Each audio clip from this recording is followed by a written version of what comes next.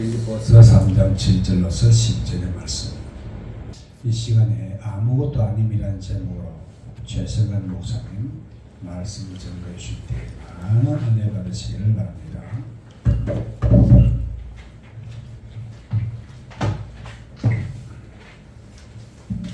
기도하겠습니다. 아버지 하나님, 저희들을 기억하여 주시고 저희들을 생각하여 주시고 붙들어 주시고 인도하여 주시옵소서. 세상의 모든 것이 나에게 준 모든 것을 가지고 오직 주님만 예배하게 하여 주옵소서. 예수님의 이름으로 기도합니다. 아멘. 할렐루야. 잊혀질 권리가 있습니다. 2014년 5월에 유엔 심판 사법재판소에서 판결해가지고 유엔에서 결정을 했는데요. 아마 인터넷에서 사람들이 특별한 개인에 대해서 나쁜 기사나 비방하는 댓글 같은 것을 막 돌아다니잖아요. 그 고통당하는 사람들은 그 개인은 굉장히 어렵고 심적 고통이 많아요. 그래서 유럽에서 결정을 했는데, 유엔에서 결정했는데 미국이 그걸 받아들이지 않아요. 그러나 대한민국은 잊혀질 권리라고 해서 사법부에 청구를 하면 그것을 지워주기도 하는데 돈이 굉장히 많이 들고 시간도 많이 듭니다. 잊혀졌다 싶으면 또 나타나고, 잊혀졌다 싶으면 또 나타나는 것이 인터넷에서, SNS에서 나타나는 그 개인에 대한 비방, 나쁜 기사, 안 좋은 이야기들이 많습니다. 잊혀질 권리라는 그래서 책이 나왔어요. 이 책은 인터넷이라는 바다에 던져보낸 내 실수의 유리병을 다시 회수하지 못하는 건가? 나는 왜 계속 누군가에게 기억되고 공개되어야 할까? 이에 대한 질문과 대답을 줍니다. 그러나 잊혀진다는 것은 굉장히 슬픈 일입니다. 누군가가 날 기억한다는 것은 굉장히 고마운 일이고요. 아무런 대가 없이, 바라는 것 없이 누군가 내 존재를 기억해 주는 거, 그거 먼저 손 내밀어 주는 거, 그거 굉장히 드문 일만, 참 귀한 사람이 하는 일입니다. 고마운 사람입니다. 여러분, 영어 땡큐가 바로 감사합니다. 다른 말로 하면 내가 너를 기억한다, 이런 뜻입니다. 잊혀지는 것보다 기억해 주기를 바라죠. 기억한다는 것은 나에게 너가 아직까지 의미가 있다. 그러나 잊혀진다는 것은 나에게 너는 의미가 없는 거야.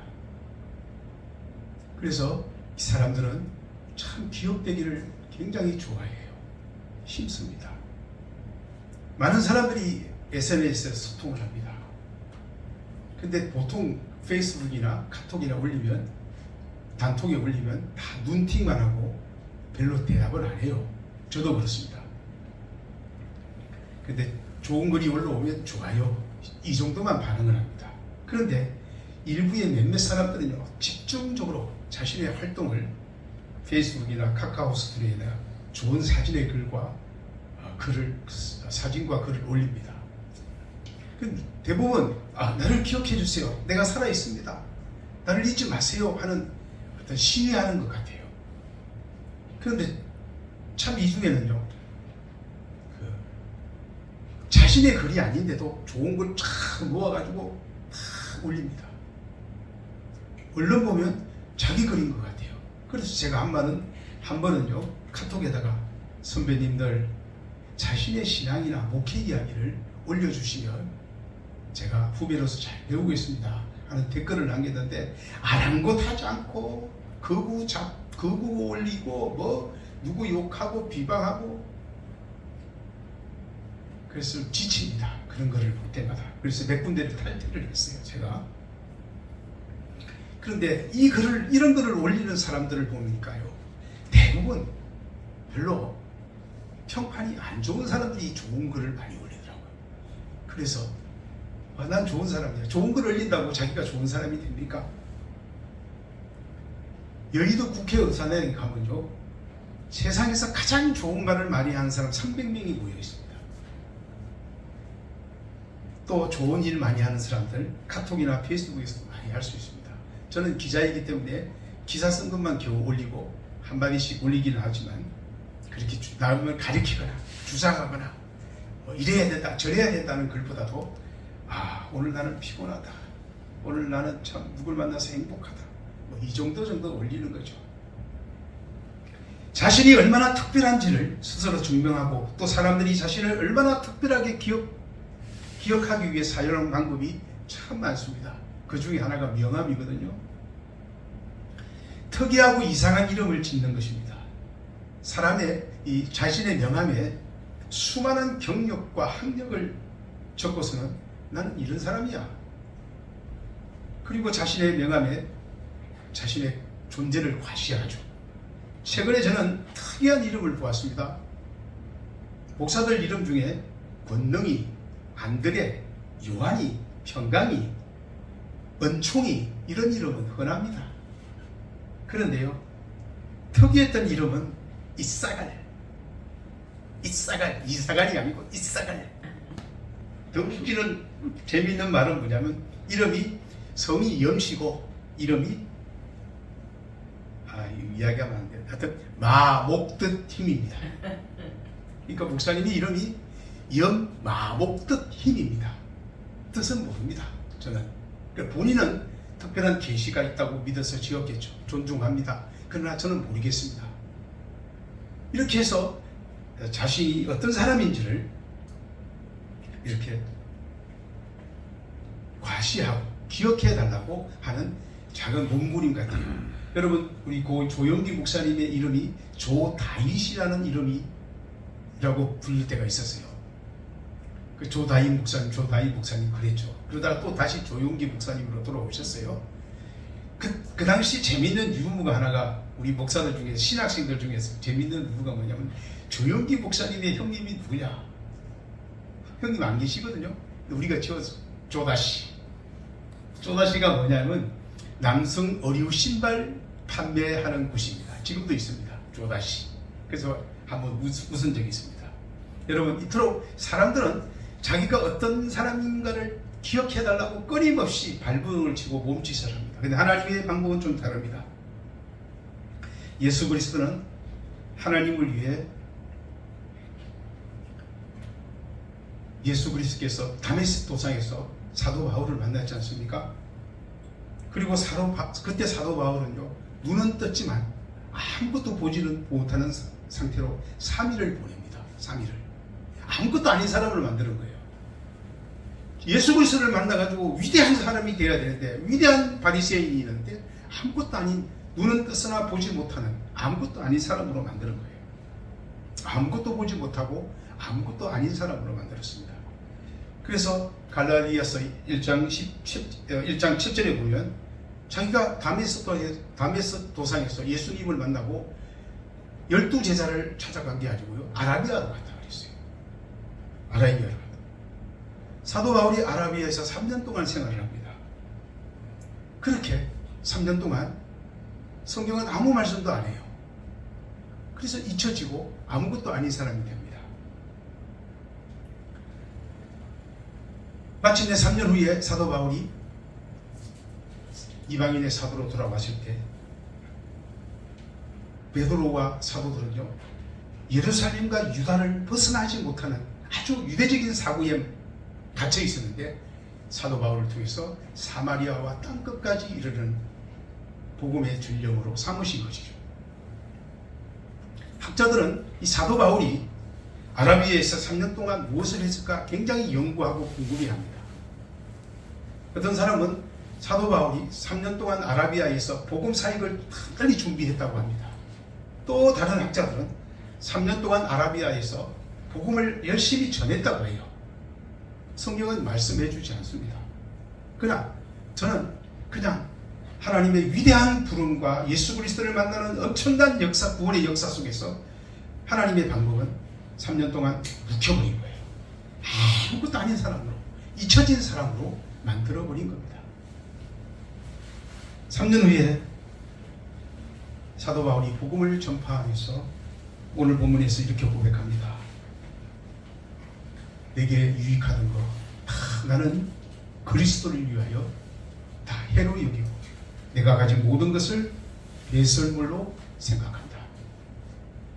왜냐하면 나는 오직 예수 안에서만 발견되고 예수 안에서만 내 존재가 확인되기 때문이다. 그렇게 사도 바울은 자신에게 주어진 특권을, 자신이 가졌던 특권을 다 배설물로 여겼던 것입니다. 여러분, 사도 바울에게는 7가지 특권이 있습니다. 다 알다시피 그 중에는 사도 바울이 스스로 선택하지 않는 특권 4가지, 그리고 열심히 노력해서 얻은 3가지 특권이 있습니다. 그는 태어난 지 8일 만에 할례를 받은 순수한 유대 혈통입니다. 부모님이 다 유대 혈통입니다. 언약 백성으로 이스라엘 족속을 유산으로 받았습니다. 다윗의 지파에서 첫 번째 왕을 배출한 베냐민 지파에 속해 있습니다. 그리고 헬라 간습에, 헬라 문화에 전혀 영향을 받지 않는 순수한 히브리 중에 히브리인이었습니다. 그리고 바울이 이 4가지 특권을 가지고 스스로 선택한 3가지 특권이 있습니다. 뭐냐? 열심을 다해서 율법의 가장 엄격한 바리새인이 된 겁니다. 그리고 바울은 그 율법에 충실했기에 교회를 핍박하고 예수님을 핍박하는 특권을 가진 거예요. 권세를 가진 거예요. 교권을 가진 겁니다. 여러분, 많은 교회 분쟁이 있어요. 사람들이 싸울 때 하나님의 영광을 위해서, 예수 그리스도의 영광을 위해서 싸웁니다. 절대로 사단을 위해서 싸운다고 생각하지 않습니다. 그러면서도 형제에게 욕하고 비난하고 거짓말하고 쏟아냅니다. 물어봅니다. 욕하는 사람 장로님, 목사님에게 물어봅니다. 왜 싸우세요? 하나님의 영광을 위하여. 제가 어느 날 물어봤죠. 장로 권사님들 모이는 데서 물어봤죠. 목사와 장로가 싸우면 누가 오르냐? 그랬더니 목사가 올 때. 장모님은 좀 억울하고 했어요. 근데 제가 그랬어요. 싸우는 놈은 다 나쁘다. 싸우는 놈들이 뭐 이렇게 서로 옳고 그런 놈이 있겠다. 다 똑같은 놈들이죠. 사도 바울도요, 하나님을 위해서, 하나님의 영광을 위해서 교회와 예수님을 핍박한 겁니다. 그런 권세를 가지고 갔습니다. 그리고 바울은 율법에 이르는 흠이 없는 가장 율법적인 의인이었습니다. 이 7가지 특권, 바울은 배설물로 여긴다고 버려버립니다. 그런데 어쩌면 우리는요, 사도 바울이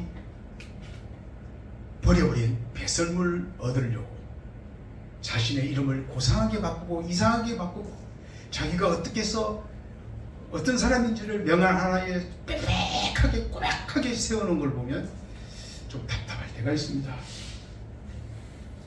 또 어떤 사람이 교회에서요, 이력서를 냅니다. 지혜로운 목사들은 교회 이력서를 낼 때 간단한 이력서를 좋아해요. 어떤 부목사가 이 담임 목사나 부교육자들 갈 때 이력서를 내는데 여기저기 경력이 화려하고 학력도 화려해. 자세히 보면 제대로 공부한 데가 하나도 없어요. 하나도 없어요. 여기 찔끔 저기 찔끔 그렇게 공부하고 이런 기술 배우고 이런 프로그램 배우고 이런 시스템 배우고 그렇게 부교육자 이 몸을 만들어 간 거죠. 여러분,